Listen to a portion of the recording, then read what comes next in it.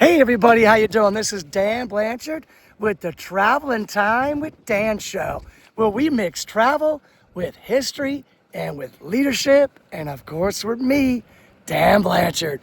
Today, I'm at the very interesting Fruitlands Museum in Harvard, Massachusetts. Not to be confused with the University of Harvard. This is the town, Harvard in Massachusetts. You can see the Fruitlands Museum sign over my shoulder there. All right, it's a pretty cool place here. You're just kind of taking a little look at it. If you look down here, way down here, you see definitely some more of the property, right? So this is in the 1820s farmhouse is the museum, and it's 210 acres on this farm. The first Shaker Museum in the United States is here, right? The Wayside Center is here, the seasonal galleries here, the Four Seasons gallery are here. So it's a really, really cool place. And sadly, this place only lasted 7 months. This Utopian society here only lasted 7 months. I'm going to talk about that. So let me ask you this, all right? What happens when really brilliant people try to perfect society and society or reality, actually reality, punches back, right? This is one of the boldest American experiments in American idealism, all right? Now, to understand what I'm talking about, you need to understand a little bit of the history of this place. So let's start with the Industrial Revolution. People started moving off the farms into the big cities, into the factories, right? The cities were crowded, polluted, cramped. There was some crime there, a lot of poverty there. People were in the factories working long, long days for little money. If you know anything about the Irish coming there and working those long days for like a nickel a day, right? That was really, really tough. And there were people out there saying that this can't be it. This can't be like what it's supposed to be about. There's got to be something better. There's got to be a better way of living, right? So now, throw in smart guy number one, Ralph Waldo Emerson, right? He comes up with an essay on self-reliance. And in that essay on self-reliance, it basically becomes a movement's background for a better way of living. It can't be the crowded, cramped, dirty, rat-infested cities, the factories, 14, 16, 18-hour days for like a nickel a day, where you take your nickel and you go to the store, you buy yourself a rotten piece of meat that's been heavily salted to hide the stench and the taste and the smell and all that stuff, right? And then you get sick because you ate some rotten, spoiled meat, right? But that's all, you had a nickel, that's all you bought, right? All right, let's throw in another smart guy, Henry David Thoreau. You may recognize him from Walden Pond, right? Living in the woods, reconnecting with nature, trying to find a better way to live. Okay, so this movement that's going to be happening in the 1830s and 1840s, this movement is going to be called Transcendentalism, right? And the people are going to be called Transcendentalists. And believe it or not, yes, there are New Englanders that do this. These really smart people get together, try to form these, what they believe is going to be a utopian community where they really believed that they could create moral perfection, right? And their little utopian communities is what they believed they could do.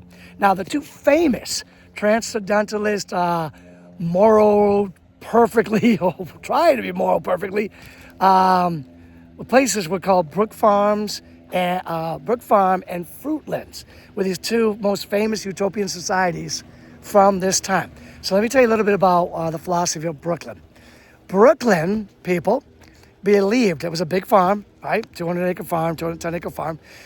Brooklyn looked around, and the smart people there said, hey, it seems to me that some people are working long, long days, 16-hour days, sometimes 18-hour days for like nothing. And the rich have lots and lots of leisure time. What if we did something in the middle? Right? What if we put the rich, the poor, everybody together and everybody shared the duties, right? Everybody shared the duties and we all only had to work let's say 4-hour days, right? And then the rest of the day we could read, take a walk in the woods, write poetry, listen to music, talk to each other, and do all those things that our humanity is supposed to be about. You know, that sounds like a pretty good life for a lot of us, right? A pretty good life. Here's the thing, though. It only lasted a couple of years, that utopian society called Brook Farm. Only lasted a couple of years because they ran out of money. One of their major buildings burnt down, and they ran out of money. All right? So that was a bummer. Now, Fruitlands. Fruitlands was really strict, ascetic, you know, where they're giving up all human comforts to be more, closer to God and closer to nature and all that. They're not going to use animals. They're not going to eat animals. They had to plow the fields themselves because they figured it was some sort of slave labor on the animals. They're going to be vegans. They're not even going to eat root vegetables like carrots or potatoes because they grow down, not up. No processed food. They're not going to do anything that messes with the animals. No honey because they feel that's like stealing from the bees. I said no processed foods. No cotton, no cloth, none of that stuff, because that stuff was done by the slaves with the cotton. So they have a real strict code here as they're trying, to create their moral perfection and their utopian society called Fruitlands. And that's where we are today, right here in the Fruitlands property in the Fruitlands Museum right here. Sadly, they only lasted like 7 months. What happened was the winter came. They didn't have enough food that was acceptable to eat stored up, and they almost starved to death. So it only lasted 7 months, which is kind of sad, but I guess that's just the way it goes, right?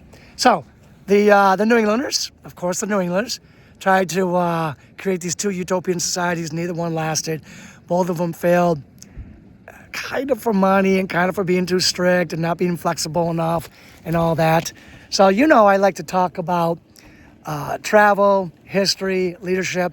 If you have not traveled down here to Fruitlands Museum, the Fruitlands Farm, look at us down there, right? It's really cool. You should definitely travel down there to Harvard, the town, not the university, and come check out Fruitlands, the museum, and all these other buildings here. So if you've not done that, you should do that, right? History, I've kind of already talked to you a little bit about history. So what's the leadership? I always like to talk about leadership, right, as well. So the leadership is this. Vision without execution fails. But vision still changes the world. Yes, it can. It can still change the world. How many of us like to go for a little walk in the woods, right? Yeah, that's just a little teeny taste of it, getting back to nature. Right? Living a less stressful life, a more enjoyable life, trying to reconnect with our humanity, right? That's just something real simple. Go for a walk in the woods, right? That's kind of like what these guys were kind of getting at. Obviously, much more demanding way they were trying to get at, but that's what they're trying to get at, right? So listen, thank you for spending time with me on my Travel and Time with Dan show, where we mix travel with history and leadership, and of course with me, Dan Blanchard. I'll be back again real soon for another episode of something else really cool. See you later.